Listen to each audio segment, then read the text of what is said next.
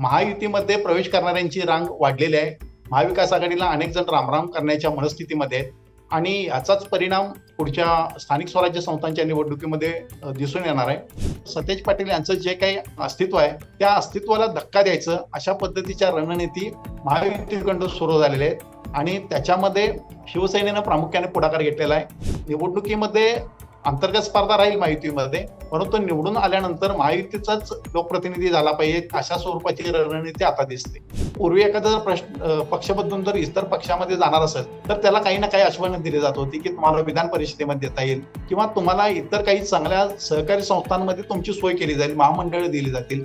आता अशा पद्धतीचं दाखवण्यासारखी किंवा या लोकांना थांबवण्यासाठी या महाविकास आघाडीच्या नेत्यांच्याकडे काही राहिलेले नाही. मुख्यमंत्र्यांच्याकडे यावेळी अशी मागणी करण्यात आली की भारतीय जनता पक्षाला स्वबळावर लढू द्या, आम्ही महापौर करून दाखवतो. आणि अशा पद्धतीचं विधान केल्यामुळे स्वाभाविकच त्याची प्रतिक्रिया एकनाथ शिंदेची शिवसेना आणि अजितदादांची राष्ट्रवादी यांच्यामध्ये ती उमटलेली आहे. त्यामुळे हे दोन पक्ष एकत्र येऊन मग भारतीय जनता पक्षाला शिव द्यायचं का, अशा पद्धतीच्या सुद्धा रणनीती सुरू झालेल्या आहेत.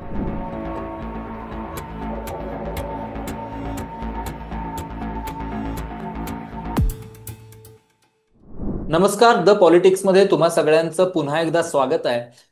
कोल्हापूर, सांगली आणि सातारा हा एक पट्टा दक्षिण महाराष्ट्रातला आपल्याला पश्चिम महाराष्ट्रातला नेहमीच चर्चेत असतो राजकारणामध्ये. आणि आता जेव्हा सगळ्यांना तोंडावर दिसतायत स्थानिक स्वराज्य संस्थांच्या निवडणुका येताना, तर तेव्हा या 3 जिल्ह्यांमध्ये बऱ्याच गोष्टी घडताना दिसत आहेत. अजित पवार गटामध्ये काही पक्षप्रवेश झाले, भाजपमध्ये काही पक्षप्रवेश झाले. अगदी शिवसेनेनं कोल्हापूरमधील 35 नगरसेवक काँग्रेसचे शिवसेनेत येणार अशा पद्धतीचं वक्तव्य राजेश क्षीरसागर यांनी केलंय. तर या 3 जिल्ह्यांबद्दल बोलण्यासाठी आज आपल्यासोबत आहेत दयानंद लिपारे सर, लोकसत्तेचे ते विशेष प्रतिनिधी आहेत कोल्हापूरमधील.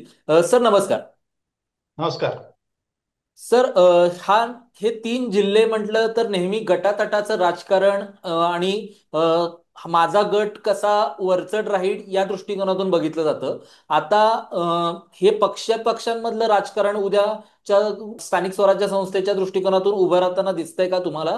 आणि गटातटाचं राजकारणाचा पुढचा पैलू पक्षाचं राजकारण किंवा महायुती विरुद्ध महाविकास आघाडी असा पण संघर्ष दिसतोय का?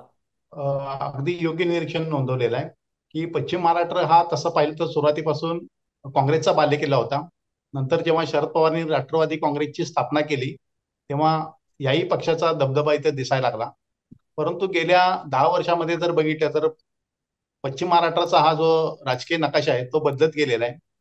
आणि या 3 जिल्ह्यांमध्ये अगदी सोलापूर जिल्हा जरी गृहीत धरला तरी यामध्ये महायुतीचा तर वर्चस्व वाढलेला आहे. लोकसभा निवडणुकीच्या वेळी जे चित्र होतं त्याच्यापेक्षा वेगळे चित्र विधानसभा निवडणुकीत दिसलेलं आहे. आणि आपण जर का बघितलं तर कोल्हापूर जिल्ह्यामध्ये विधानसभेच्या 10 जागा आहेत. या सर्व 10 जागांवर महायुतीचे उमेदवार विजय झाले. पलीकडे सातारा जिल्ह्यामध्ये 8 पैकी 5 सातारा जिल्ह्यामध्ये पण असंच चित्र पाहायला मिळालं. सांगलीमध्ये जर 3 आमदार जर सोडले तर बाकीच्या ठिकाणीच महायुतीचे आमदार निवडून आले. आणि हा जो कल बघितला तर आता एकूण या 3 जिल्ह्यांमध्ये असं दिसतंय की महायुतीमध्ये प्रवेश करणाऱ्यांची रांग वाढलेली आहे. महाविकास आघाडीला अनेक जण रामराम करण्याच्या मनस्थितीमध्ये आहेत आणि याचाच परिणाम पुढच्या स्थानिक स्वराज्य संस्थांच्या निवडणुकीमध्ये दिसून येणार आहे. अर्थात हे होत असताना इथं भारतीय जनता पक्षाचा, अजित पवारांच्या राष्ट्रवादीचा आणि एकनाथ शिंदे यांच्या शिवसेनेचा प्रभाव दिसला. परंतु दुसऱ्या बाजूला जर बघितलं तर या 3 पक्षांमध्ये अंतर्गत लढाई सुद्धा सुरू होईल, अंतर्गत स्पर्धा सुरू होईल असं साधारण राजकीय चित्र सुद्धा या भागामध्ये दिसायला लागलेलं आहे. आणि दुसऱ्या बाजूला बघितलं तर महाविकास आघाडीमध्ये प्रभावी नेतृत्व दिसत नाहीत. अगदी ठराविक जर हाताच्या बोटावर मोजण्या इतकी जर नेते सोडले तर इतरांचा परिणाम दिसत नाही. म्हणजे सांगलीमध्ये प्रदेशाध्यक्ष आहेत जयंत पाटील, पलीकडे विश्वजित आहेत, खासदार आहेत, आणि कोल्हापूरमध्ये बघितलं तर सतेज पाटील आहेत. आणि कराडचा जर आपण विचार केला तर तिथं पृथ्वीराज बाबा आहेत, पण ते विधानसभेला पराभूत झाले. आणि हे नेते वगळे तर या 3 जिल्ह्यांमध्ये महाविकास आघाडीकडे सक्षम असं नेतृत्व दिसत नाही. त्यामुळं अर्थातच पुढच्या स्थानिक स्वराज्य संस्थांच्या निवडणुकांमध्ये हे एक आव्हान असणार आहे. कोल्हापूर महापालिकेची निवडणूक आहे, इचलकरंजी महापालिकेची असणार आहे, त्याचबरोबर सांगली महापालिकेची निवडणूक असणार आहे. शिवाय सातारा नगरपालिकेसह सगळ्या ठिकाणच्या जिल्हा परिषद, पंचायत समिती, नगरपालिका येथे ह्या निवडणुका होणार. आणि या निवडणुकीमध्ये महाविकास आघाडीला आपलं अस्तित्व ठेवण्याचं आव्हान असणार आहे. आणि दुसऱ्या बाजूला महाविकास आघाडीचा आवाज क्षीण होताना दिसतोय. तर दुसरीकडे महायुतीला ताकद मिळालेली आहे, अर्थात सर्व अर्थानं ताकद मिळालेली आहे. त्यामुळे महायुतीचं या निवडणुकीमध्ये प्रभाव राहील, परंतु महायुती अंतर्गत स्पर्धा सुद्धा राहील असं आताचं निरीक्षण आहे. तुम्ही आता जे म्हटलात की महायुतीमध्ये अंतर्गत स्पर्धा राहील, तर याचा फायदा महायुतीला होईल का तोटा होईल? कारण की जर एक उदाहरण घ्यायचं म्हटलं तर केपी पाटील यांचा पक्षप्रवेश, ते 80 वर्षाचे आहेत आणि पक्षप्रवेश तरी देखील करून घेतला गेला अजित पवारांच्या राष्ट्रवादी मध्ये. आणि केपी पाटील यांनी ठाकरे गट, त्याआधी ते राष्ट्रवादीतच होते, फक्त शरद पवार गटात ठाकरेंच्या शिवसेनेमध्ये जाऊन त्यांनी निवडणूक लढवली आणि निवडणूक लढवून ते परत अजित पवारांच्या राष्ट्रवादीमध्ये आलेत. आणि तिथलेच जे विद्यमान आमदार आहेत, मंत्री आहेत, पालकमंत्री आहेत, प्रकाश आंबेडकर, हे शिवसेनेचे आहेत. सो उद्याचा संघर्ष अशा पद्धतीनं महायुतीमध्ये पण सुरू झालाय का? ही बाब एक, त्याबद्दल तुमचं विश्लेषण काय? हो. पुढच्या काळामध्ये जेव्हा स्थानिक स्वराज्य संस्थांच्या निवडणुका होतील, तेव्हा महायुती अंतर्गत स्पर्धा जास्त रंगलेली असणार आहे. आणि आता जे काही उदाहरण दिले की राधानगरी बुदरगड मतदारसंघामध्ये तिथले विद्यमान आमदार आणि पालकमंत्री प्रकाश आंबेडकर हे आहेत. आणि गेल्या 3 निवडणुकांमध्ये त्यांनी चांगलं यश तिथे खेचून आणलेलं आहे. आणि त्यांच्या विरोधात केपी पाटील यांनी 3 वेळा निवडणुका लढवल्या, पण तिन्ही वेळा त्यांना पराभवाला सामोरं जावलं. आणि सातत्यानं होणारा पराभव. आणि दुसरीकडे चंदगडमध्ये जेव्हा अजित पवार आले होते, तेव्हा त्यांनी एक विधान केलेलं होतं की आता तुमचं वय 80च्या पुढे गेलेलं आहे आणि आता तुम्ही निवडणूक लढवायचं थांबा आणि नव्या चेहऱ्याला संधी द्या. आणि एकूणच त्यांचं संस्थात्मक जे काम आहे त्याचा विचार करून त्यांनी राष्ट्रवादी मध्ये स्वग्रही जाण्याचा निर्णय घेतलेला आहे. म्हणजे त्यांनी शरद पवारांच्या सोबत राहायचा निर्णय घेतलेला होता जेव्हा राष्ट्रवादीमध्ये फूट पडली तेव्हा.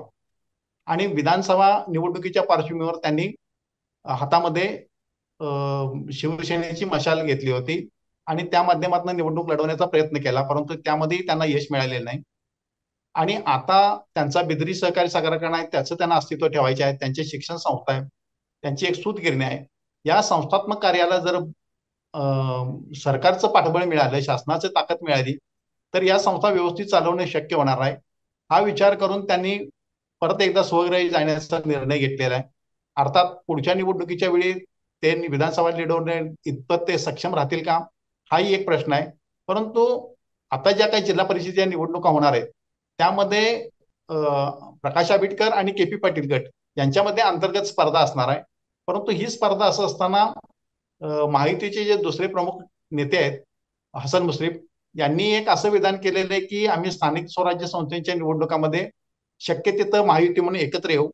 आणि जर का शक्य झाले नाही तर आमच्या मैत्रीपूर्ण लढती होतील. परंतु निकाल लागल्यानंतर महायुतीचा जिल्हा परिषदेचा अध्यक्ष व्हावा किंवा महायुतीचा महापौर व्हावा, यासाठी आम्ही आमची ताकद पणाला लावू. त्यामुळं निवडणुकीमध्ये अंतर्गत स्पर्धा राहील महायुतीमध्ये, परंतु निवडून आल्यानंतर महायुतीचाच लोकप्रतिनिधी झाला पाहिजे. तिथं प्रथम नागरिक जो आहे तो महायुतीचा झाला पाहिजे, अशा स्वरूपाची रणनीती आता दिसते.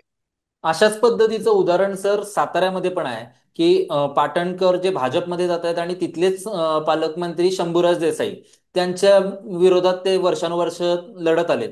सो हे उदाहरणं जरी असली तरी हा गटातटाचं राजकारण म्हणून ओळखला जाणारा प्रदेश आहे. इथं म्हणजे उदाहरणार्थ घ्यायला गेलं तर महाडिक एक गट मानला जातो, नरके गट मानला जातो, पाटील गट मानला जातो, किंवा तिकडं विश्वजित कदमांचा गट, जयंत पाटलांचा गट, इकडं साताऱ्यामध्ये आता जसं म्हणलं की शंभूराज देसाईंचा काही प्रमाणात गट, असे वेगवेगळे गटातटांचं राजकारण आहे. हे गटतट पक्षाच्या पलीकडे जाऊन एकत्र येतील का? आता जे काही 2 उदाहरणं दिली, सुरुवातीला केपी पाटलांचं दिलं आणि नंतर विक्रमसिंग पाटणकर. परंतु या तिन्ही जिल्ह्यांच्या बाबतीत जर आपण गेल्या विधानसभा निवडणुकींच्या जर का काय घडामोडी घडल्या यावर नजर टाकली तर एक लक्षात येतं की महाविकास आघाडी सोडून महायुतीमध्ये जाणाऱ्यांचं प्रमाण हे वाढत चाललेलं आहे. विक्रमसिंग पाटणकरांचा उल्लेख आपण दिलाच. त्यांनी तिथं पूर्वी शंभूराज देसाईंच्या विरोधात निवडणुका लढल्या, त्या जिंकल्या. परंतु नंतरचा काळ किंवा अलीकडचा जो काळ आहे तो शंभूराजचा झालेला आहे. त्यामुळं विक्रमसिंग पाटणकरांना तिथं राजकारण करणं अडचणीचं झालंय. आणि म्हणून त्यांनी शरद पवारांचा गट सोडून हे एकूण आताचे सुरुवातीच राजकारण सोडून त्यांनी आता अजितदादांच्या सोबत राहायचं ठरवलंय. त्याचबरोबर विलास काका उंडाळकर यांचे जे चिरंजीव उदयसिंग पाटील यांनी सुद्धा तीच भूमिका घेतलेली आहे. सांगली जिल्ह्याच्या बाबतीत जर का आपण विचार केला तर शिवाजीराव नाईक, अजितराव घोरपडे, विलासराव जगताप आणि राजेंद्रनाथ देशमुख या बहुतेकांनी मागच्या काही काळामध्ये शरद पवारांची सोबत केलेली होती. परंतु आता हे सगळेच अजितदादांच्या सोबत राहताना दिसतात. कोल्हापूर जिल्ह्याचं मगाशी आपण के पी पाटील यांचं उदाहरण बघितलं. त्याच्या पाठोपाठ ठाकरे शिवसेनेमध्ये जे डॉक्टर सुजित मेंचेकर होते, त्यांनी विधानसभा निवडणुकीमध्ये स्वाभिमानी शेतकरी संघटनेसोबत राहायचं ठरवलं. तिकडं त्यांनी निवडणूक लढवली आणि अलीकडच्या काळामध्ये परत त्यांनी माजी मुख्यमंत्री एकनाथ शिंदे यांच्यासोबत राहायचा त्यांनी निर्णय घेतलेला आहे. त्यामुळे हे दोन माजी आमदार आपली भूमिका बदलताना दिसतात. त्याचबरोबर विधानसभा निवडणुकीच्या वेळी कागल मतदारसंघामध्ये शिवसेनेकडून म्हणजे ठाकरेंच्या शिवसेनेकडून संजय सिंग घाटगे यांनी निवडणूक लढवलेली होती. तेच आता संजय बाबा घाटगे यांनी भारतीय जनता पक्षामध्ये प्रवेश केलेला आहे. त्यामुळं एक महाविकास आघाडी सोडून महायुतीमध्ये जाणाऱ्यांचं प्रमाण जास्त दिसतंय. आणि त्याचं दुसरं एक कारण सांगितलं जातं की एकतर आता केंद्र सरकारमध्ये भारतीय जनता पक्षाचं सरकार आहे, राज्यामध्ये भाजपच्या आणि एकूण महायुतीचं वर्चस्व आहे. आणि ह्या एवढ्या स्पर्धेच्या काळामध्ये आपल्याला आपल्या मतदारसंघामध्ये फारसं काही विरोधात राहून काही कमवता येणार नाही, राजकीय कमाई करता येणार नाही. आणि ही सगळे जे नेते आहेत ते काँग्रेसच्या संस्कृतीमध्ये सुरुवातीपासून वाढलेले आहेत. आणि या नेत्यांची एक प्रवृत्ती आहे जिथं सत्ता त्याच्या सोबत राहायचं आणि सत्तेचे जे काही फायदे मिळता येतील त्या फायदे घ्यायचे. दुसऱ्या बाजूला हे जे काही नेते गेलेले आहेत या बहुतेकांची सहकारांची आणि संस्थात्मक कामाची परंपरा आहे. आणि या संस्थांची चौकशी होऊन लागणं किंवा त्याच्या मागे काही ससेमिरा लागणं आणि त्यातनं वेगळ्या अडचणी येणं असं काही व्हायला नको म्हणून सुरक्षित मार्ग म्हणून त्यांनी महायुतीमध्ये जाण्याचा निर्णय घेतलेला आहे. आणि एकूणच राजकीय एकतर हे सगळ्या साठीच्या पुढे गेलेले आहेत आणि या वयामध्ये नको ती दगदग यांना आता नको आहे आणि सुरक्षित मार्ग म्हणून महायुतीमध्ये राहण्याचा त्यांनी विचार केलेला आहे. परंतु दुसरा मुद्दा तुम्ही जो मांडला की पश्चिम महाराष्ट्रामध्ये जरी काँग्रेस राष्ट्रवादीचं एकेकाळी वर्चस्व होतं आणि आता तिथं महायुतीचा प्रभाव निर्माण झाला असला तरी गटातटाचं राजकारण हे या भागाचं एक काय म्हणू की एक महत्वाचा भाग बनलेला आहे. आणि प्रत्येक विधानसभा मतदारसंघात असू दे किंवा प्रत्येक जिल्ह्यामध्ये असू दे त्या त्या गटाचा प्रभाव राहिलेला आहे. त्यामुळे आपल्या गटाचा प्रभाव या येणाऱ्या निवडणुकांमध्ये कसा राहील यासाठी नेते दक्ष असलेला दिसेल.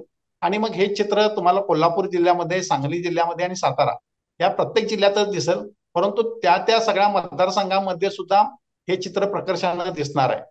सर, या सगळ्याची परिणती 1 वर्षापूर्वी महाविकास आघाडीचं वारं वाहत आहे अशा पद्धतीचं लोकसभेला वातावरण होतं आणि त्यानंतर हळूहळू हळू लाडकी बहीण आलं, सगळ्या गोष्टी बदलत गेल्या.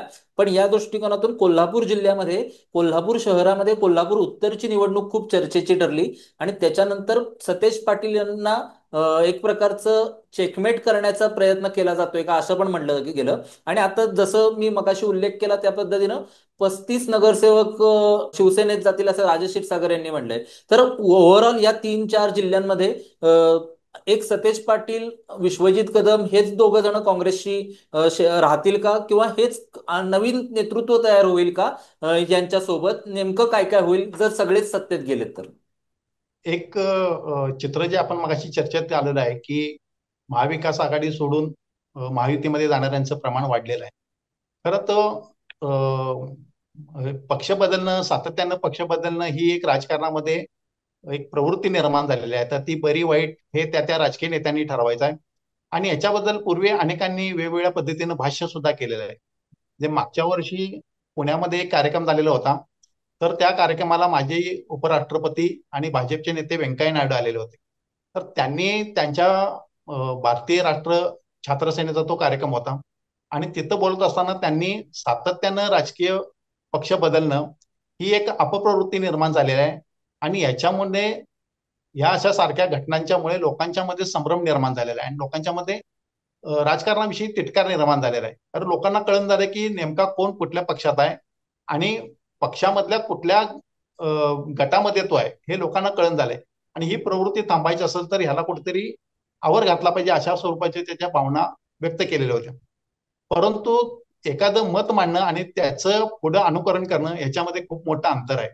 कारण आता जर का भारतीय जनता पक्षानं असू देत किंवा महायुतीमधले त्यांचे दोन मित्र पक्ष आहेत, अजितदादांची राष्ट्रवादी किंवा एकनाथ शिंदेची शिवसेना, या तिन्ही पक्षांनी सुद्धा महाविकास आघाडीमधले जास्ती असं माजी खासदार, माजी आमदार किंवा प्रमुख नेते आहेत, जिल्हा प्रमुख आहेत, त्यांनी आपल्यासोबत आणायचं मोठे प्रयत्न चालू केले आहेत. तसं त्यांनी जाळे फेकलेलं आहे. आणि त्यामुळे व्यंकय्या नायडूंनी मांडलेला विचार असू दे किंवा इतर प्रमुखांनी मांडलेला विचार असू दे की पक्ष बदलायला नको, परंतु तो केवळ विचार म्हणून राहिलेला आहे. प्रत्यक्षात प्रत्येकाची राजनीती ही वेगळ्या पद्धतीची झालेली आहे. प्रत्येकाला आपल्या राजकारणामध्ये आपला प्रभाव निर्माण करायचा आहे आणि आपलं अस्तित्व अधिकाधिक ठळक करण्याच्या दृष्टीनं घडामोडी सुरू आहेत. त्यामुळे आता जो काही कोल्हापूरचा उल्लेख केला तोही या अनुषंगानेच आपल्याला त्याचा विचार करावा लागेल की कोल्हापूर महापालिकेची निवडणूक येत्या काही काळामध्ये होणारच आहे इतर महापालिका आणि नगरपालिकांच्या सोबत. तर अशा वेळी कोल्हापूरमध्ये काँग्रेसचं नेतृत्व आहे ते सतेज पाटील यांच्याकडे आहे. सतेज पाटील हे काँग्रेसचे विधान परिषदेचे गटनेते आहेत, कोल्हापूर जिल्हा काँग्रेसचे अध्यक्ष आहेत आणि पश्चिम महाराष्ट्रातील एक प्रमुख नेतृत्व म्हणून त्यांच्याकडे पाहिलं तर केवळ पश्चिम महाराष्ट्र नाही तर महाराष्ट्राचे सुद्धा प्रदेशाध्यक्ष ते व्हावेत अशा स्वरूपाचे सुद्धा मधल्या काळात प्रयत्न झालेले होते. परंतु ह्या सगळ्या पार्श्वभूमीवर सतेज पाटील यांचं जे काही अस्तित्व आहे त्या अस्तित्वाला धक्का द्यायचं अशा पद्धतीच्या रणनीती किंवा तशा पद्धतीचे डावपेच महायुतीकडून सुरू झालेले आहेत. आणि त्याच्यामध्ये शिवसेनेनं प्रामुख्याने पुढाकार घेतलेला आहे, एकनाथ शिंदेच्या शिवसेनेनं. आणि मगाशी जो उल्लेख केला की राजेश क्षीरसागर असं म्हणाले की काँग्रेसचे 35 नगरसेवक आमच्या सोबत येतील, अर्थात त्यांनी केलेला आकडा आहे तो कशाच्या आधारे केलेला आहे अजून त्यांनी सांगितलेलं नाही. परंतु त्यांचं म्हणणं आहे की आमच्याकडे 35 नगरसेवक आहेत. अर्थात कोल्हापूरमध्ये जेव्हा काँग्रेसचा एक गट फुटणार आणि तो शिवसेनेमध्ये जाणार अशा स्वरूपाच्या चर्चा झाल्या, त्यावेळी काँग्रेस पक्ष सावध झाला आणि सतेज पाटील यांच्या यंत्रणेनं मग या सगळ्या नगरसेवकांची एका हॉटेलमध्ये बैठक बोलवली आणि त्यामध्ये आपल्यासोबत किती लोक आहेत हे बघायचा प्रयत्न केला. तेव्हा त्यांना 34 नगरसेवक आपल्यासोबत आहेत असं दिसले. म्हणजे जे काँग्रेसच्या सोबत होते त्यापैकी बहुतेक नगरसेवक हे सतेज पाटील यांच्या सोबत राहिलेत असं दिसतं. त्यामुळं सतेज पाटील यांचं गटाचं म्हणणं आहे किंवा काँग्रेसचं म्हणणं आहे की आमच्याकडे काही अपवाद वगळता बाकीचे सगळे माझे नगरसेवक आमच्या सोबत आहेत. परंतु ते विधान शिवसेनेला मान्य नाही. शिवसेनेकडून असा दावा केला होता की आमच्याकडे 35 नगरसेवक येतील. त्यामुळे दावे प्रतिदावे सुरू राहणार. प्रत्यक्ष निवडणूक जाहीर झाल्यानंतर मतदारसंघाची रचना कशी असणार, त्याच्यामध्ये कोणाकोणाला उमेदवार म्हणून संधी मिळणार, ह्या गोष्टी खऱ्या इंटरेस्टिंग असणार आहेत. आणि त्यामध्ये जर का इच्छुक उमेदवारांना आपली संधी मिळाली नाही तर जिथं संधी मिळणार आहे अशा ठिकाणी जाऊन निवडणूक लढवण्याचा संबंधित जे संभाव्य नगरसेवक आहेत किंवा इच्छुक उमेदवार असणार आहेत त्यांचा तो प्रयत्न राहणार आहे. कारण एन केन करून प्रत्येकाला सभागृहामध्ये जायचं आहे आणि नगरसेवक म्हणून निवडून यायचं आहे. त्यामुळं दोन्हीकडच्या बाजूनं हे शहकाटशहाचं राजकारण सुरू राहणार आहे. जसं शिवसेनेच्या कडे बाजूने असू दे, भाजप असू दे किंवा राष्ट्रवादी असू दे, हे महायुतीचे तिन्ही घटक प्रतिपक्ष फोडण्याचा प्रयत्न करतील, तसाच यात विरोधातले जे महाविकास आघाडीचे जे तिन्ही पक्ष आहेत ते सुद्धा शांतपणे राहून त्यांच्यामधले जे नाराज आहेत किंवा ज्यांना उमेदवारी मिळणार नाही त्यांना आपल्याकडे खेचायचा प्रयत्न करतील आणि यातनं पुढच्या काळामध्ये शहकाटशहाचं राजकारण राहील. आता फक्त दावे प्रतिदावे केले जात आहेत. ते दावे प्रतिदावे कशाच्या आधारे हे स्पष्ट होत नाही. प्रत्यक्षात कोण कुठल्या पक्षामध्ये जेव्हा पक्षांतर करेल तेव्हा या गोष्टीवर प्रकाशझोत पडेल. सर, तुम्ही आता मगाशी ज्या प्रश्नांचं उत्तर देताना म्हटलात की ही काँग्रेसची भूमी होती. आता इथं काँग्रेस खूप जास्त उरताना दिसत नाहीये. तर काँग्रेस किंवा यशवंतराव चव्हाणांचा विचार साताऱ्यातनं वरती आला तर ती काँग्रेसची भूमी आता नाही का शिल्लक राहत नाहीये का? नेमकं काय चुकतंय काँग्रेसचं? मी मगाशी जसा उल्लेख केला की आता देशाच्या आणि राज्याचं राजकारणाचा रंग बदललेला आहे. 2014 नंतर देवेंद्र फडणवीस मुख्यमंत्री झाले. परत एकदा त्यांच्याकडेच आता राज्याची सत्तासूत्र आलेले आहेत. मधला एक 2.5 वर्षाचा कालावधीमध्ये बघितलं तर उद्धव ठाकरे 2.5 वर्ष आणि पुढे एकनाथ शिंदे पुढचा कालावधी असं एक झालं. तर हे एकूणच ह्या महाराष्ट्राच्या राजकारणामध्ये गेल्या 10 वर्षामध्ये बघितलं तर भारतीय जनता पक्षाचा प्रभाव वाढलेला आहे आणि भारतीय जनता पक्षाला एकनाथ शिंदेची शिवसेना आणि अजितदादांचे राष्ट्रवादी ह्यांचेही त्यांना ताकद मिळाली आहे. त्यामुळे तीन मोठे पक्ष एकत्र आल्यामुळं सत्ता या तिन्ही पक्षाभोवती एक केंद्रीकरण झालेलं आहे.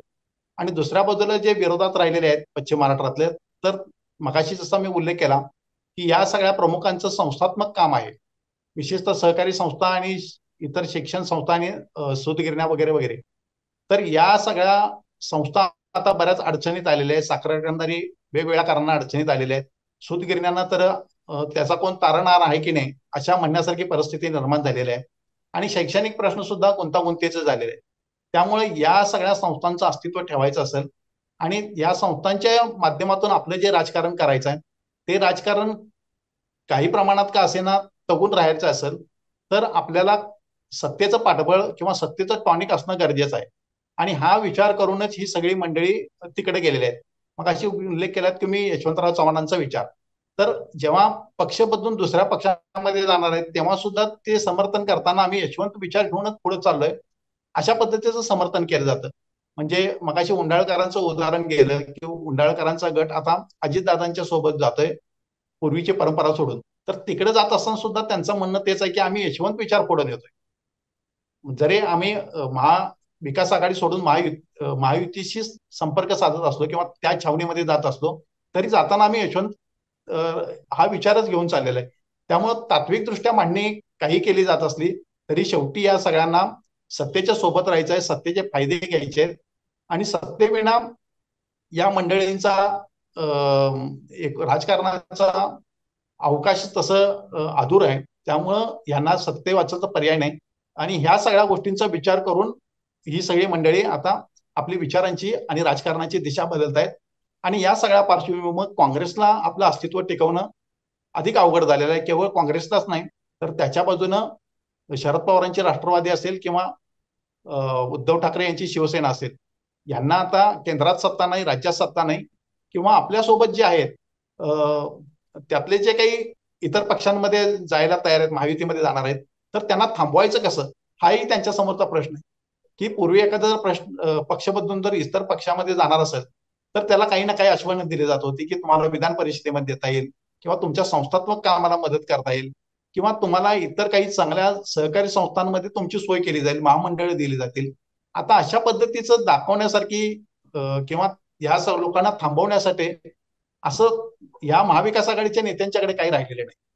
आणि दुसऱ्या बाजूला विधानसभा निवडणुकीमध्ये मोठा फटका बसल्यामुळं, मोठी पिछाड झाल्यामुळं एकूण राजकारणामध्ये या लोकांचं सुद्धा आक्रमकता जी होती ती थोडी कमी झालेली आहे. अशा पार्श्वभूमीवर या जेव्हा निवडणुका येणार आहेत स्थानिक स्वराज्य संस्थांच्या, तर या निवडणुकांमध्ये या महाविकास आघाडीच्या नेत्यांना आपलं अस्तित्व दाखवण्यासाठी खूप मोठे प्रयत्न करावे लागणार आहेत.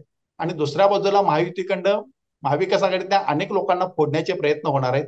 त्यासाठी साम दाम दंड ही जी काही नीती आहे ती वापरात आणली जाणार आहे. आणि अशा वेळी तुम्ही जसा उल्लेख केला की सतेज पाटील असतील, विश्वजित कदम असतील, जयंत पाटील असतील किंवा पृथ्वीराज बाबा असतील, या सगळ्यांना आपला पक्ष टिकवणं, आपले जास्तीत जास्त नगरसेवक निवडून आणणं किंवा जिल्हा परिषद सदस्य निवडून आणणं हे खरंच आव्हानात्मक बनलेलं असणार आहे.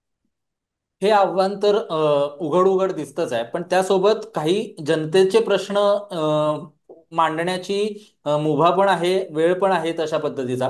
अलमट्टीचा प्रश्न सर्व पक्षीयांना घेऊन मांडला गेला, त्याचसोबत शक्तीपीठचा प्रश्न मांडला जातोय. तर ह्या दोन प्रश्नांचा या ज्या 2-3 जिल्हे आहेत त्याच्यामध्ये किती प्रभाव ठरवू शकतो येणाऱ्या स्थानिक स्वराज्य संस्थांच्या दृष्टिकोनातून? निवडणुका म्हणले की लोकांचे जे महत्वाचे प्रश्न आहेत ते नेहमी निर्णायक ठरत आलेले आहेत. जसा तुम्ही उल्लेख केला की शक्तीपीठ प्रकल्पाचा, जेव्हा लोकसभेची निवडणूक होती तेव्हा शक्तीपीठ प्रकल्पाचा मुद्दा विरोधकांनी ऐरणीवर आणलेला होता. आणि त्याचा परिणाम असा झाला की लोकसभा निवडणुकीमध्ये महायुतीचे उमेदवार त्या या सगळ्या शक्तीपीठाचा जो काही मार्ग जाणार आहे त्यामध्ये पराभूत झाले आणि त्याचा फायदा महाविकास आघाडीला झाला. आणि ह्यापासून सावध होऊन विधानसभा निवडणुकीच्या वेळी महायुतीला आपली भूमिका बदलावी लागली. म्हणजे कोल्हापूर जिल्ह्याच्या बाबतीत उदाहरण सांगायचं झालं तर कोल्हापूर जिल्ह्यामधनं शक्तीपीठ जाणार नाही अशा स्वरूपाची अधिसूचना तातडीनं काढली गेली आणि आम्ही शक्तीपीठच्या विरोधात नाही असं एक चित्र निर्माण केलं. परंतु विधानसभा निवडणूक झाली आणि महायुतीला भरघोस यश मिळालं. त्यानंतरच्या काळामध्ये मात्र आता जी काही एक संयमाची भूमिका होती किंवा अ, त्यांनी महाशक्तीच्या विरोधात जायचं नाही असा जी काही भूमिका घेतलेली होती ती आता ती भूमिका बदललेली आहे. कोणत्याही परिस्थितीमध्ये शक्तीपीठ प्रकल्प करायचा अशा स्वरूपाची मतं आता कोल्हापूर जिल्ह्यातले शक्तीपीठचे समर्थक बोलवून दाखवायला लागलेत. आणि त्याला दुसरं एक असं कारण दिलं जाते की जेव्हा मुख्यमंत्री कोल्हापूरमध्ये आले होते तेव्हा शक्तीपीठ प्रकल्प झाला पाहिजे अशा पद्धतीची मागणी घेऊन काही शेतकरी त्यांना भेटली. तेव्हा मुख्यमंत्री देवेंद्र फडणवीस यांनी त्यांना बेस्ट प्राइस देऊ असं एक त्यांना आश्वासन दिलेलं आहे. त्यामुळे हे जे काही बेस्ट प्राइसचं जे काय आमिष दाखवलेलं आहे किंवा त्याची ती जी काही मुद्दा मांडलेला आहे तो मुद्दा या बाबतीत निर्णायक ठरू शकतो. कारण जेव्हा आपण समृद्धी महामार्ग बघितलं तर समृद्धी महामार्गाच्या वेळी जेवढी नुकसान भरपाई दिलेली होती ती नुकसान भरपाईनंतर विरोधाची धार कमी झालेली होती.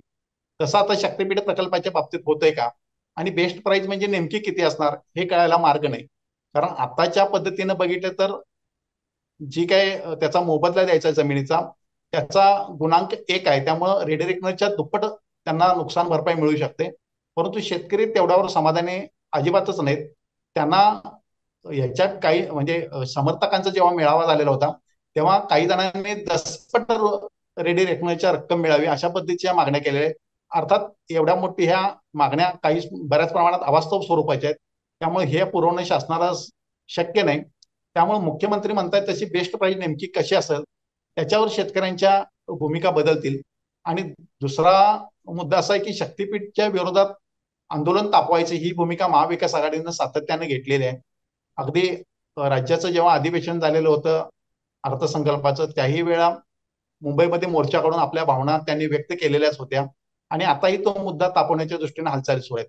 दुसरा मुद्दा आहे तो अलमट्टीचा. तर अलमट्टी धरणामुळं त्याची आता उंची 5 मीटरने वाढवण्याचा कर्नाटक शासन प्रयत्न करत आहे.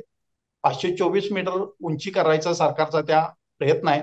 आणि ही उंची वाढली तर पश्चिम महाराष्ट्रातले कोल्हापूर, सांगली आणि सातारा या जिल्ह्याला फटका बसणार अशी मांडणी एक केली जाते. परंतु अलमट्टी धरण महापुराला नेमकं कितपत कारणीभूत आहे ह्याच्याबद्दल मतांतर आहे. एका गटाचं म्हणणं आहे की अलमट्टी धरणामुळं ह्या भागात महापूर येत नाही त्याची कारणं वेगळी आहेत. तर काहींचं म्हणणं आहे की अलमट्टी धरण झाल्यापासून जेव्हा या भागातली पुराची तीव्रता वाढत चाललेली आहे आणि त्याची आकडेवारी त्यांनी दिलेली आहे की 2005च्या वेळी पाण्याची पातळी किती होती, 19ला किती होती आणि 21ला किती होती, तर ती प्रत्येक वेळी वाढत गेलेली आहे. त्यामुळे अलमट्टीच या महापुराला कारणीभूत आहेत अशा पद्धतीची मांडणी केलेली आहे. तर हे आणि दुसऱ्या बाजूला असं झालं की राज्य शासनानं ज्या काही समित्या नेमलेल्या आहेत विशेषतः वडनेरी समिती येते तर वडनेरी समितीने नेमकं याच्यावर काय भाष्य केलंय ह्याच्याबद्दल सुद्धा मतांतर आहे. आणि अलमट्टीच्या विरोधात जेव्हा एक कोल्हापूर सांगली रस्त्यावर एक आंदोलन झालेलं होतं त्या आंदोलनाच्या वेळी महायुती आणि महाविकास आघाडी या दोन्ही पक्षाचे नेते एकत्र आलेले होते आणि त्यांनी हातात हात घालून अलमट्टी धरण नको अशा स्वरूपाची भूमिका घेतलेली होती. मुख्यमंत्री सुद्धा कोल्हापूर जिल्ह्याच्या दौऱ्यावर आले होते तेव्हाही त्यांनी इचलकरंजीत बोलत असताना अलमट्टी धरणाला विरोध राहील अशी भूमिका केलेली होती. परंतु ती भूमिका महाराष्ट्र शासन पुढे कशा पद्धतीने मांडणार, त्याची कायदेशीर स्वरूप कसं असणार आहे, त्याची इतर लढाई कशी असणार आहे हे मुद्दे महत्वाचे ठरणार आहेत. कारण अलमट्टीच्या उंचीच्या बाबतीत कोल्हापूर सांगली जिल्ह्यामध्ये जे काही पूरग्रस्त आहेत किंवा या भागामध्ये कृष्णाकाठी राहणारी जी जनता आहे त्यांना आश्वासक स्वरूपाचं जर काही कृती नाही झाली तर त्यांची प्रतिक्रिया येऊ शकते आणि ती सत्ताधाऱ्यांच्या विरोधात जाण्याची शक्यता सुद्धा आहे.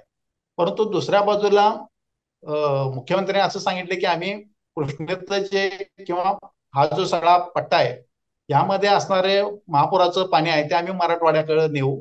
आणि दुसऱ्या बाजूला कोल्हापूरमध्ये सुद्धा पंचगंगा नदीमध्ये जे काही महापुराचं जे काही संकट ओढवलेलं असतं तर ते दूर करण्याच्या दृष्टीनं जागतिक बँकेच्या अर्थसहाय्यातून 3200 कोटी रुपयांचा एक प्रकल्प राबवला जाते. तर हे प्रकल्प नेमके कशा पद्धतीचे आहेत, त्यातनं नेमकी काय काय कामं होणार आहेत, दुष्काळी भागाकडे पाणी वळवायचं ते नेमकं कशा पद्धतीने केलं जाणार आहे, ह्याबद्दलचं सरकारचं चित्र आहे तेच अगदी गोंडस स्वरूपाचं आहे. पण ते नेमके कशा स्वरूपाचं केलं जाणार आहे किंवा शक्तीपीठ प्रकल्प सुद्धा नेमका कसा असणार आहे, तो कसा जाणार आहे, त्याचे नेमके कसे फायदे आहेत हे जनतेला विश्वासात घेऊन सांगितलं जात नाही. एक उदाहरण असं सांगितलं जातं की पुण्यातला जेव्हा पूल करायचा होता, तर त्या पुलाच्या वेळी पश्चिम महाराष्ट्रातल्या खासदारांना सुद्धा निमंत्रित केलेलं होतं. आणि पुण्यातला तो पूल कसा वाहतुकीसाठी सुकर करणार आहे हे पटवून दिलेलं होतं. परंतु शक्तीपीठ आणि अलमट्टी हे लोकांच्या जीवन मरणाशी निगडीत असा मुद्दे बनलेले आहेत. आणि हे मुद्दे तापलेले असताना सुद्धा शासन हा प्रकल्प नेमका कसा आहे, त्याचे फायदे नेमके काय आहेत हे पटवून देण्याच्या बाबतीत कमी पडते. किंबहुना हे दोन्ही प्रकल्प असं रेटून नेण्याच्या पद्धतीनं जे कामकाज सुरू आहे त्याच्याबद्दलच्या सामान्यांच्या बद्दल मध्ये जी मतं आहेत ती सरकारच्या अनुकूल अशी नाहीत. आणि ह्या गोष्टींचा विचार करून सरकारनं योग्य ते नियोजन केलं आणि लोकांना योग्य पद्धतीने भूमिका नाही पटवून दिली तर सरकारच्या विरोधात रोष या निवडणुकीत दिसू सुद्धा शकतो. सर, याचा अर्थ आपण असा म्हणायचा का की शक्तीपीठ आणि अलमट्टी हे विषय जर सरकारनं व्यवस्थित हाताळले नाहीत तर महायुतीच्या सुनामीमध्ये हे दोन विषय महाविकास आघाडीला तारू शकतात? हा, काही प्रमाणामध्ये याची याची नक्कीच प्रतिक्रिया उमटणार आहे, अलमट्टी धरण आणि शक्तीपीठ महामार्ग. परंतु दुसऱ्या बाजूला आपण विचार करतोय तो स्थानिक स्वराज्य संस्थांच्या निवडणुकीचा. म्हणजे कोल्हापूर, इचलकरंजी, सांगली महापालिका आणि या तिन्ही जिल्ह्यामध्ये जिल्हा परिषद आणि नगर परिषदांच्या निवडणुका. परंतु जेव्हा स्थानिक स्वराज्य संस्थांच्या निवडणुकांचा विचार करतो तेव्हा स्थानिक प्रश्नांना जास्त महत्व असतं. तो माझ्या भागातला जो कोण उमेदवार आहे तो कुठल्या पक्षाचा आहे त्याच्यापेक्षा त्याचे माझे व्यक्तीच्या संबंध किती आहेत किंवा ती व्यक्ती कर्तव्य दक्ष किती आहे ह्या गोष्टीला जास्त महत्व असतं. आणि त्याच्याबरोबर शहराचं नियोजन नेमकं कशा पद्धतीने केले जाणार आहे, शहराच्या विकासाच्या दृष्टीनं खरंच यांच्याकडनं काही होणार आहे का, याही मुद्द्यांना जास्त महत्व असतं. कारण एका बाजूला मोठ्या मोठ्या रकमा देऊन शहरांचा विकास केला जातो. म्हणजे कोल्हापूरच्या बाबतीत जर विचार केला, याला जोडून हद्दवाढीचा पण विषय घ्यायचा होता. हो, तो आहेच. म्हणजे कोल्हापूरसाठी आता महालक्ष्मी अंबाबाईसाठी 1100 कोटी रुपयाचा प्रकल्प येतोय. ज्योतिबासाठी काल 250-300 कोटी रुपयाचा प्रकल्प मंजूर झाला. हे होत आहेत, पण कोल्हापूर शहराची जी संपूर्ण जी एक समग्र विकासाच्या दृष्टीने जे काही नियोजन व्हायला पाहिजे ते नाही आहे. म्हणजे केवळ देवस्थानाचा विकास झाला किंवा देवस्थानांना चांगलं रूप आलं तर तसा उपयोग नाही. त्या निमित्तानं जर का भाविकांची संख्या वाढणार असेल तर शहरावर जो नागरिकांचा ताण येणार आहे त्या ताणाचं नेमकं काय केलं जाणार आहे ह्याच्याबद्दलची उत्तरं दिली जात नाहीत. तर याही सगळ्या गोष्टींचा विचार या निवडणुकीमध्ये होणार आहे. आणि दुसऱ्या बाजूला कोल्हापूरच्या बाबतीत विचार करायला तर हद्दवाढीचा मुद्दा हाही तितका निर्णायक ठरणार आहे. कारण कोल्हापूर शहराची हद्दवाढ ही महापालिका स्थापन झाल्यापासून चर्चेचा विषय आहे. 50 वर्ष झाली, 60 वर्ष झाली, परंतु त्यामध्ये कुठलंही सरकार आलं तरी फारसा बदल झालेला नाही. म्हणजे काँग्रेसचं सरकार बऱ्याचदा येऊन गेलं, नंतर काँग्रेस राष्ट्रवादीचं सरकार आलं, परत पुढच्या काळामध्ये महायुतीचं सरकार आलं, नंतर उद्धव ठाकरे आणि महाविकास आघाडीचं आलं आणि आताचं सरकार आहे. म्हणजे प्रत्येक आलेल्या सरकारने कोल्हापूरची हद्दवाढ होईल अशी घोषणा केली जाते, परंतु ती होत नाही. अर्थात ती न होण्याला कोल्हापूर जिल्ह्यातील शहर आणि ग्रामीण मध्ये राहणारे जे काही लोकप्रतिनिधी आहेत, विशेषतः आमदार आहेत, तर त्यांची भूमिका ही निर्णायक ठरणार आहे. आणि जोपर्यंत या भूमिकेमध्ये एक वाक्यता येत नाही तोपर्यंत हद्दवाढीचा प्रश्नही मिटणार नाही. आणि हद्दवाढीचा प्रश्न मिटणार नसल्यामुळं त्याच्या सुद्धा हद्दवाढीचे विरोधक आणि समर्थक यांच्या ज्या काही भूमिका आहेत त्या भूमिकेचं एक चित्र या निवडणुकीच्या मतदानामध्ये दिसेल. आणि जर का हद्दवाढ झाली नसेल तर त्याही गोष्टीचा कदाचित सरकारला, सत्ताधाऱ्यांना फटका बसू शकतो. सर, यामध्ये ही जी निवडणूक होणं अपेक्षित होतं ते 2020, 19, 20 ला होणं अपेक्षित होतं, कोल्हापूरच्या दृष्टिकोनातून बोलतोय. आणि त्यानंतर आता 5-1 वर्ष झाले, एक पिढी त्यातून पुढे गेली आहे. नगरसेवक कधी निवडणूक होईल याची वाट पाहत होते. आता ती जर हद्दवाढीसाठी पुन्हा थांबली, त्याच्यानंतर पुन्हा वेळ लागला तर आणखी त्याच्यात विलंब लागू शकतो का, पहिला भाग. आणि इचलकरंजी ही पहिल्यांदा महानगरपालिका म्हणून उभी राहतीये, तर इचलकरंजी मधलं इक्वेशन काय असेल? कोल्हापूरच्या बाबतीत शहर विकास म्हणजे हद्दवाढीचा जो मुद्दा आहे तो चर्चेत असणारच आहे. आणि मगाशी उल्लेख केल्याप्रमाणे अनेक वर्ष नगरसेवकांनी प्रतीक्षा केली आणि प्रत्यक्ष निवडणूक प्रक्रिया झाली नाही आणि आता होणार आहे. अर्थात या याच्यामुळं जे इच्छुक जे काही सदस्य होते त्यांच्यामध्ये निराशेचं चित्र होतं. परंतु आता इतक्या उशिरा का असेना पण निवडणूक होते म्हटल्यावर ती निराशा झटकून ही सगळी मंडळी आता कामाला लागलेली आहेत आणि आपापल्या भागामध्ये संपर्क वाढवून मतदारांशी थेट गाठीभेटी अशा किंवा आपली प्रतिमा संवर्धन या गोष्टीवर या सगळ्या लोकांनी भर दिलेला आहे. आणि हे करत असताना आपल्या बरोबरीने चांगले उमेदवार कोण असावेत, कारण एकेका प्रभागामध्ये चार जणांच्या निवडणुका होतील, एका प्रभागातून 4 जण निवडून येतील अशी रचना आहे, असं सध्याची चर्चा आहे. त्यामुळे आपल्यासोबत कोण असावं, अर्थात हे या क्षणाला कोणीच ठामपणे सांगू शकत नाही, कारण प्रभागाची रचना कशी होणार आणि त्याच्यामध्ये परत ओबीसी, मागासवर्गीय, महिला यांचं आरक्षण नेमके कशी पडणार आणि ह्याचं जोपर्यंत चित्र स्पष्ट होत नाही तोपर्यंत या पुढच्या गोष्टी केवळ चर्चेच्या राहतील. प्रत्यक्षात प्रभाग रचना आणि त्यातनं ते कोण कुठल्या गटाचा उमेदवार हे जेव्हा स्पष्ट होईल त्यानंतर त्याला चालना मिळेल. त्यामुळं आता त्यावर थेट लगेच काही भाष्य करता येणार नाही. इचलकरंजीच्या बाबतीत म्हणाल तर इचलकरंजी महापालिका स्थापन होऊन आता 2 वर्ष झाले आहेत. या 2 वर्षाच्या कालामध्ये आतापर्यंत 3 प्रशासकांनी काम पाहिलेले आहे. आता तिसरे प्रशासक इथं काम पाहत आहेत. आणि पहिल्यांदा निवडणूक होत असताना जेव्हा मुख्यमंत्री या आठवड्यामध्ये इचलकरंजीला होते तेव्हा भारतीय जनता पक्षातले एकमेकाच्या विरोधात अंतर्गत ज्यांच्यामध्ये राजकारण रंगलेलं आहे ते माजी मंत्री प्रकाश आवाडे आणि माजी आमदार सुरेश आळवणकर यांनी मुख्यमंत्र्यांच्या बरोबर असताना तरी व्यासपीठावर आम्ही एकत्र लढणार आहोत असं सांगितलेलं आहे. आणि त्याच वेळी आमदार राहुल आवाडे यांनी भारतीय जनता पक्षाचा आमदार केला जाईल असंही त्यांनी तिथं आश्वस्त केलेलं आहे. त्यामुळे हे 3 नेते तर आताच्या पार्श्वभूमीवर एकत्र आलेले आहेत. आणि ह्यात विशेष लक्षात घेण्याचा मुद्दा म्हणजे मुख्यमंत्र्यांच्याकडे यावेळी अशी मागणी करण्यात आली की भारतीय जनता पक्षाला स्वबळावर लढू द्या, आम्ही महापौर करून दाखवतो. आणि अशा पद्धतीचं विधान केल्यामुळे स्वाभाविकच त्याची प्रतिक्रिया एकनाथ शिंदेची शिवसेना आणि अजितदादांची राष्ट्रवादी यांच्यामध्ये ती उमटलेली आहे. त्यामुळे हे 2 पक्ष एकत्र येऊन मग भारतीय जनता पक्षाला शेअर द्यायचं का, किंवा मग शहर विकास आघाडी नावाचा एक वेगळा प्लॅटफॉर्म आखून मग भारतीय जनता पक्षाची कोंडी करायची का, अशा पद्धतीच्या सुद्धा रणनीती सुरू झालेल्या आहेत. कारण इचलकरंजीच्या काँग्रेस कमिटीमध्ये महाविकास आघाडीची एक मिटिंग झाली आणि त्या मिटिंगच्या वेळी महाविकास आघाडीचे जे घटक पक्ष होते, इंडिया आघाडीचे जे घटक पक्ष होते ते एकत्र आलेले आणि त्यांनी या निवडणुकीमध्ये आपण एकत्रित लढायचं आणि महायुतीच्या विरोधात संघर्ष करायचा अशी भूमिका स्पष्ट केलेली आहे. परंतु जर का भारतीय जनता पक्ष स्वबळावर लढणार असेल तर कदाचित इतर काही पक्ष एकत्र येऊन भारतीय जनता पक्षाच्या अस्तित्वाला धक्का देण्याच्या दृष्टीने हालचाली सुद्धा करतील असं चित्र आहे. अर्थात हे आताच म्हणणं आहे. पुढच्या काळामध्ये नेमकं जागा वाटप कसं होतं किंवा महायुतीचे नेते या इचलकरंजीच्या प्रश्नामध्ये कसं लक्ष घालतात आणि यांच्यामध्ये एक वाक्यता ठेवतात की एक वाक्यता न राहता हे परत आपापल्या पद्धतीने वेगळं लढणार, या सगळ्या गोष्टींच्यावर बऱ्याच काही अवलंबून असणार आहे. सर, खूप खूप धन्यवाद. तुम्ही वेळात वेळ काढून या 3 जिल्ह्यातलं आत्ता घडत असलेल्या राजकारणाबद्दल आम्हाला मार्गदर्शन केलं. अजूनही पत्ते उलगडणार आहेत या तिसऱ्या अंकाचे. आणि तशा पद्धतीनं जेव्हा जेव्हा वेगवेगळ्या गोष्टी घडतील तेव्हा तुम्ही आम्हाला वेळ द्याव्यात अशी विनंती. आणि नक्की. खूप खूप धन्यवाद वेळात वेळ काढून आम्हाला वेळ दिल्याबद्दल.